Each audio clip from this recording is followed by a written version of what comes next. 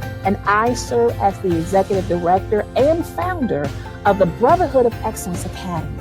We're on a mission of ending fatherless generations by preparing males for empowerment, entrepreneurship, enrollment, enlistment, and employment. Under the empowerment segment of our mission, we have launched a broadcast called Teaching Boys and Raising Sons. Again, we have started a broadcast called Teaching Boys and Raising Sons. We're going to be interviewing mothers or fathers or even joint couples who are actually raising sons. In some instances, they may be raising sons now. They maybe have already raised their sons, and so they have the opportunity to reflect on how did they prepare them for manhood, or how did they have conversations about police brutality. Let's not forget George Floyd, and what kind of conversations did that take place within their household. We want to share what these parents, these mothers, these fathers have learned on their journey of raising sons. So Teaching Boys and Raising Sons, everybody can get something out of it. It might be a leadership nugget. It might be something that you have been really wanting to hear other people's thoughts and opinions about it. Again, we are super excited for the opportunity under our mission and one of the components of our mission is empowerment. And so we are so excited to be able to offer these empowerment segments under our broadcast, Teaching Boys and Raising Sons. Let's get started.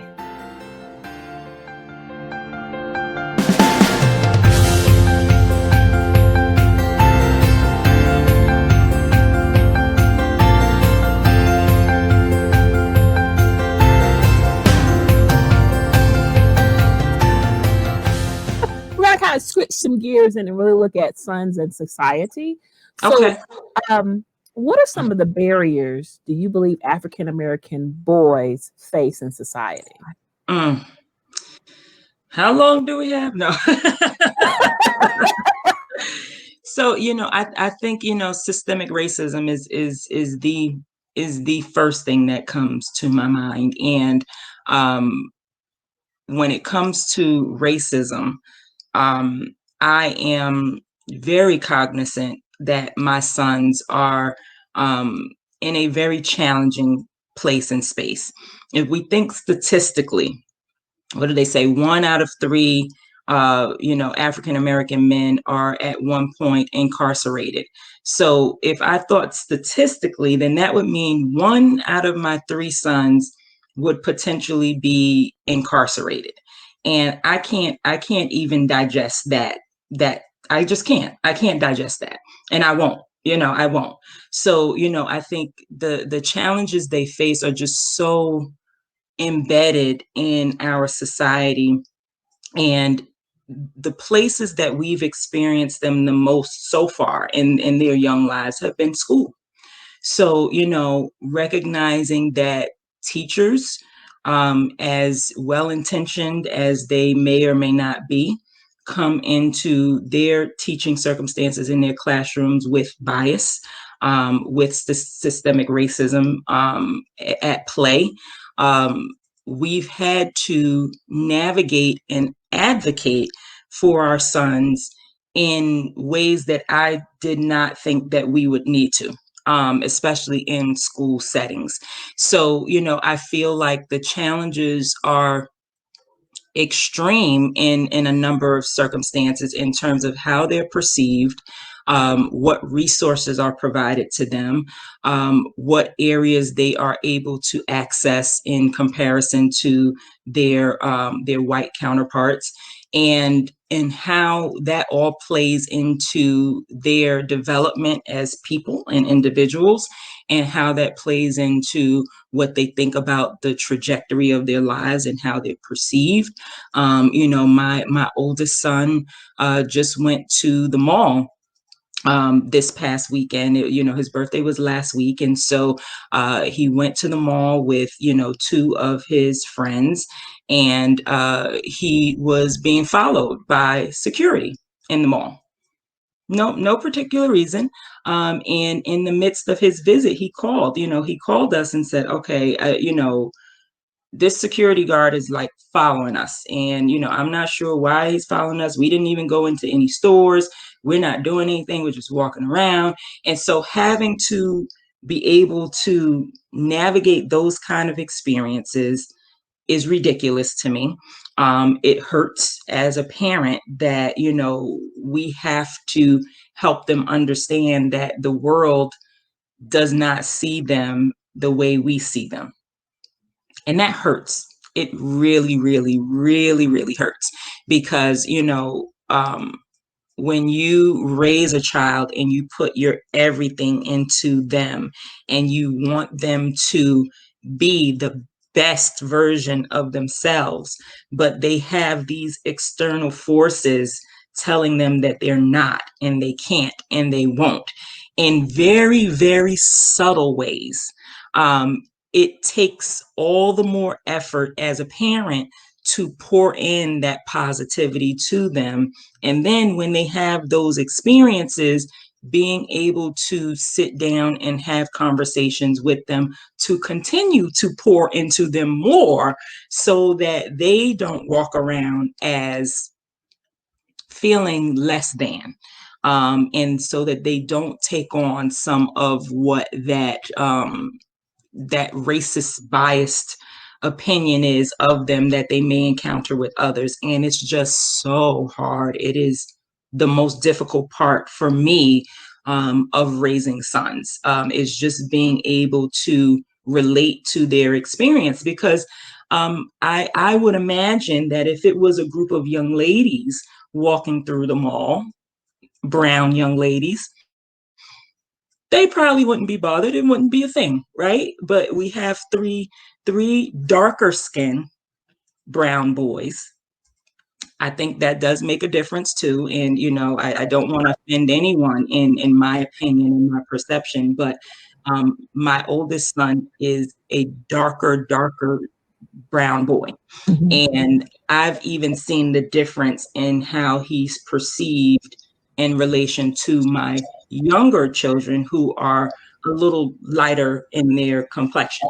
But I say all that to say that it becomes a bigger parenting struggle to help them understand their place in this world and ensure that they are feeling valued and understand their value in the midst of other people's perceptions and how that interaction happens. We've even experienced it as parents. So having assumptions made about our education, assumptions made about our employment status. I had one teacher, I currently am in a position where I work from home. And so, because I want to be very involved in my children's lives, in my children's academic lives, I'm very, very on top of communication with teachers. I like to meet with them. We're in a virtual space now, so it's not the same as when we were in person. But I had a teacher mistake my flexibility because I work from home for the fact that I was unemployed, and just made that assumption. Just made that assumption. So, even Wow. as right. So even as a parent, being able to you know, uh process that, okay, wait a minute. This person is teaching my child and these are the assumptions that they're coming to the table with. So what are they saying? And what are some of those underlying messages that might just be sinking in and not consciously sinking in, but subconsciously sinking into my children. So when I get signals like that, we're all over it, and that also takes an extra level of energy and commitment and passion on top of everything else that comes along with being a parent. We then have to, deal with this dynamic that comes along with assumptions. And, I can't find any other explanation for what those assumptions are other than systemic racism. That's correct. That's correct. And I think really a lot of times we do have research does say that 82% of the teachers in the teaching force right now are middle class white females. And unless they begin to uncover and really recognize where their biases lie, Hmm. you get microaggressions, you get That's right. subtle remarks, you get a That's lot of covert racism as far as over. I'd rather you just tell me versus you do these little, absolutely. you do these little That's right. sly remarks. That's right. I have to That's make right. sure that you understand who I am, That's right. which That's right. takes, like you stated, energy and more energy Hmm. and those kinds of things. Yeah. Let me